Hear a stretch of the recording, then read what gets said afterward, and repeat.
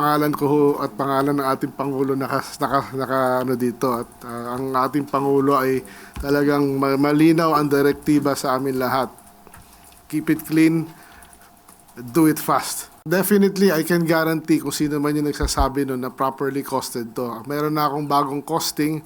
I have consulted the private sector on this and we will have a meeting with the most reputable construction companies by next week, para papakita namin sa kanila yung aming figures, including VAT ito, VAT inclusive, nasa 14.5 million per kilometer with VAT na yan, with the canal pa, with the canal. Ang dating costing ng DPWH na previous dividend, hindi yung ngayon, of course, was 18 million.